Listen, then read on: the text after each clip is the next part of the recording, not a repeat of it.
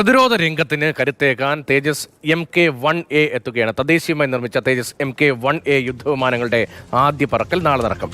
നാസിക്കിലാണ് പരിപാടി. പ്രതിരോധ മന്ത്രി രാജ്നാഥ് സിംഗ് അധ്യക്ഷത വഹിക്കുന്ന ചടങ്ങിലാണ് പുതിയ പരീക്ഷണ പറക്കൽ നടക്കാൻ പോകുന്നത്. അർജുൻ പീതാംബരൻ ഡൽഹിയിൽ നിന്ന് വിവരങ്ങളുമായി ബി ബാലഗോപാൽ വിവരങ്ങളുമായി ചേർന്നുണ്ട്. ബാലു, നമ്മുടെ അഭിമാനമായ മറ്റൊരു പരീക്ഷണം കൂടി, പരീക്ഷണം എന്നതിനപ്പുറത്തേക്ക് സേനയുടെ കരുത്ത് അതിന്റെ ഒരു പ്രകടനം കൂടിയാകില്ലേ? യുദ്ധവിമാന പദ്ധതിയിലെ നാഴികക്കല്ലാകുന്ന തേജസ് MK-1A യുദ്ധവിമാനത്തിന്റെ പരീക്ഷണ പറക്കലാണ് നാളെ നടക്കാൻ വേണ്ടി പോകുന്നത്. ഹിന്ദുസ്ഥാൻ എയ്റോ ലിമിറ്റഡ് ആണ് ഈ വിമാനത്തിന്റെ നിർമ്മാണ ചുമതല. പ്രതിരോധ മന്ത്രി രാജ്നാഥ് സിംഗ് ആണ് ഈ നാസിക്കിൽ നടക്കുന്ന ഈ പരിപാടിയിൽ അധ്യക്ഷനാകുക. അദ്ദേഹത്തിന്റെ സാന്നിധ്യത്തിലാണ് ഈ തേജസ് MK-1A യുദ്ധവിമാനം നാളെ പരീക്ഷണ പറക്കൽ നടത്താൻ വേണ്ടി പോകുന്നത്.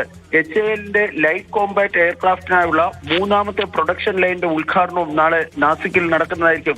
ഈ തേജസ് MK-1A യുദ്ധവിമാനം പറന്നുയരാൻ തയ്യാറെടുക്കുമ്പോഴും അതിന്റെ വിതരണവുമായി ബന്ധപ്പെട്ടുണ്ടാകുന്ന തടസ്സം ഇന്ത്യൻ വ്യോമസേനയെ പ്രതിസന്ധിയിലാക്കുകയായിരുന്നു.